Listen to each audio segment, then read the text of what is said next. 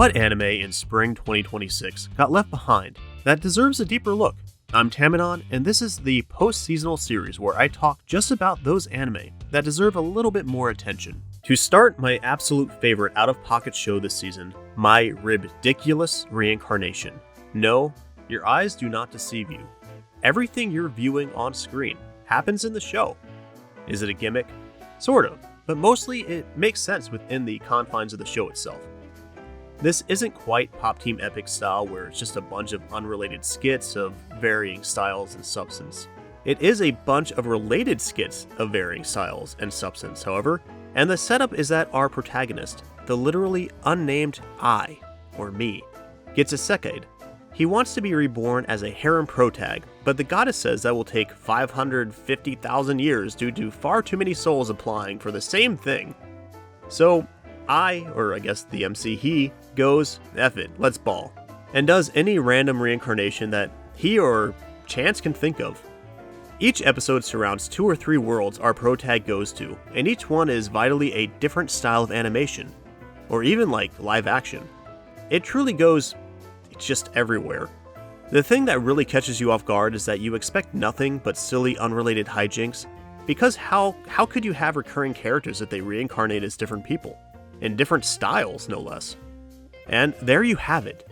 He makes friends with the other isekai'd people, and they end up meeting in different reincarnations in really silly ways. Maybe in one world his big bro was a clock hand, and the next they're a demon lord that he must defeat. There's also like this overarching plot related to the gods, the isekai system in the first place, secrets of the goddess that, he follows, and who I is that seeps through the very crack house of the anime that this is. Each ending sequence shows how the abundant animation and film styles were created for the episode, and if you're a fan of seeing how much human heart is put into your media, you'll find yourself entranced at each ending. Based on a 2-volume light novel, made by the writer mainly as a shitpost apparently, this little show has a ton going for it. Looking at the director, it all checks out.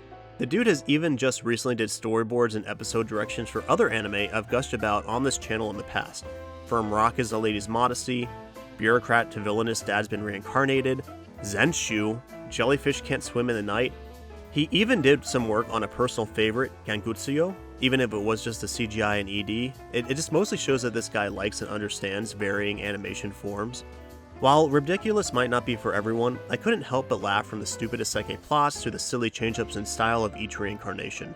And as a nice change of pace for slapstick, the overarching plot holds true merit, and you might even find yourself sniffling to some cut onions the last 2 episodes.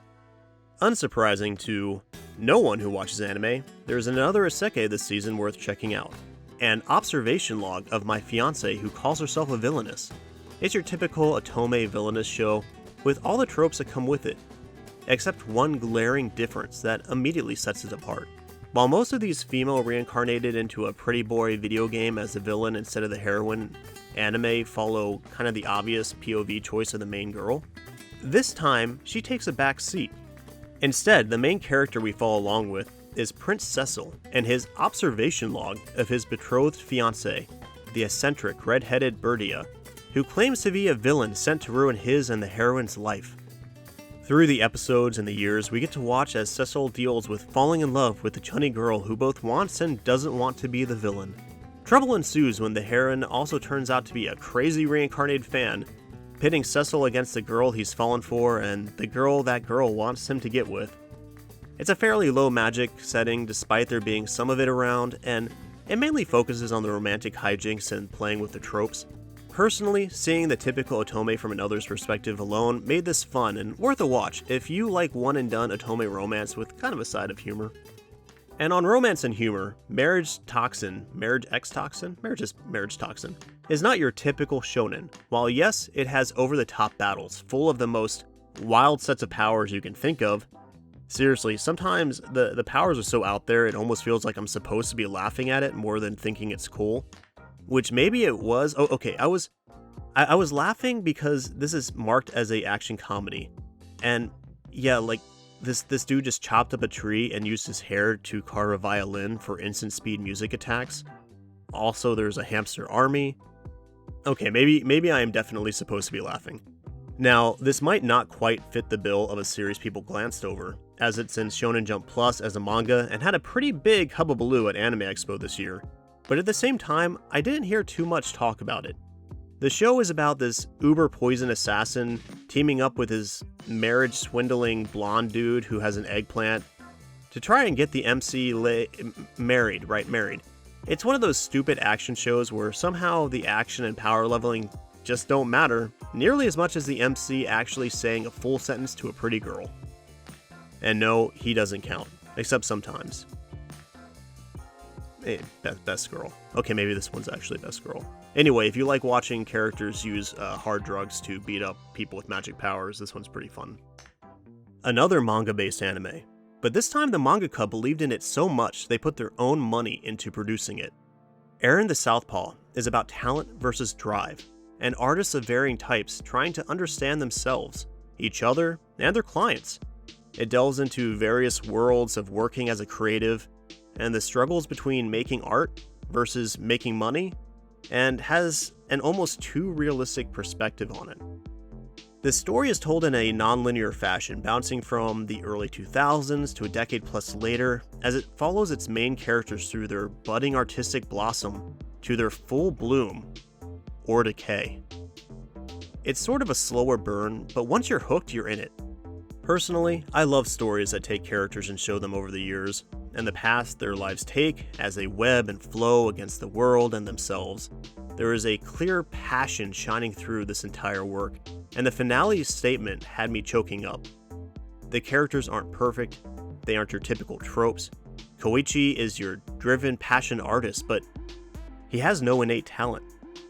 But he is obsessed with those who have the gift, changing his personality to match the mold of those whose art he becomes obsessed with, ultimately burning out when his own ego catches up to reality.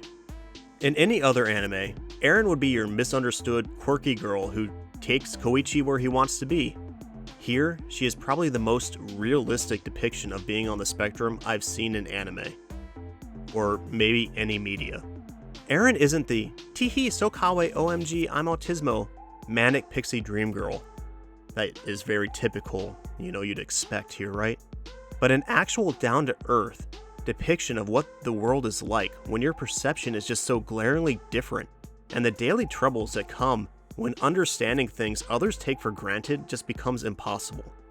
From childhood to teen and beyond, she struggles with communication, except through her own outsider art, which she cannot stop doing even if she wants to. Eren knows she is different, but also that she fundamentally cannot change, and struggles with these self-realizations that her life will always be misunderstood. And unfortunately, most of it is misunderstood to herself. She has no drive, unlike Koichi. She simply wants to communicate, and her art is the only way her body knows how. Her struggles sometimes hit a little too close to home. And then you have this fashion model, Akari, a natural beauty who oozes confidence but is actually manic and probably bipolar, who truly believes she will cease to exist when she turns 27 and isn't in her prime anymore. She's kind of crazy.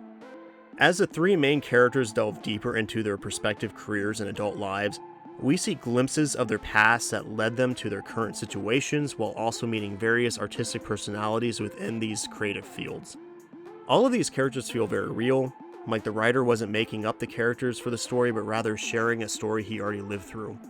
For that, Eren the Southpaw is worth the watch alone, and I will be reading the manga to see where it goes. I'm Tamanon, and I appreciate your view. If you like this video and want to see where this channel goes, I cannot wait to cover summer's anime season. It's a doozy where I'm already watching more than 30 anime.